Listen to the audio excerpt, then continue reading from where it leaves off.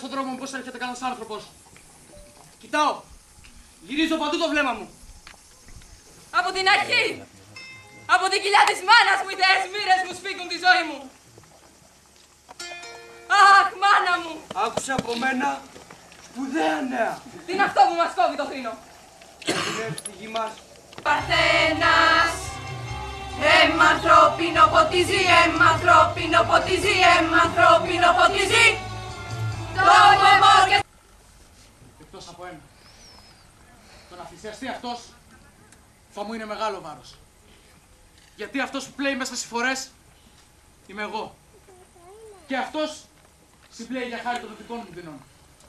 Και δεν είναι λοιπόν δίκαιο στη δυσκολία εγώ να πάρω άφεση.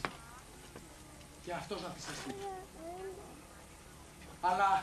στα σπίτια τους. Για να μην συναντήσουν τους φωνιάδες. Να μην μοιαρθούν με αυτούς. Ούτε κανείς να τους κοιτάξει.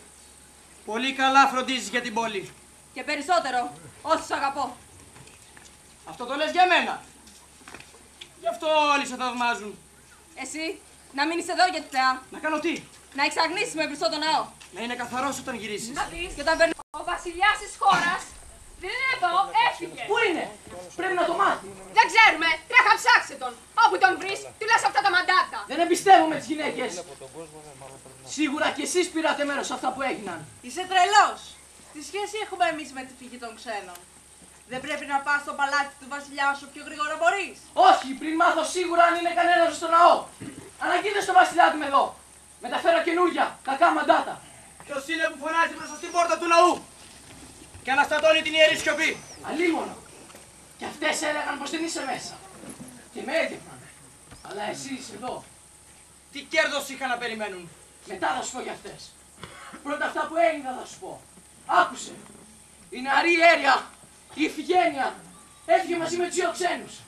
Πήραν μαζί τους και το ιερό Άδων Μεσσέα στο καράβι τους. Απάτη ήταν ο εξαγνισμός που έλεγε. Τι είναι αυτά που λες? Ποιο ήταν το αναθεματισμένο σχέδιό της? Να σώσει τον Ορέστη. Ποιον?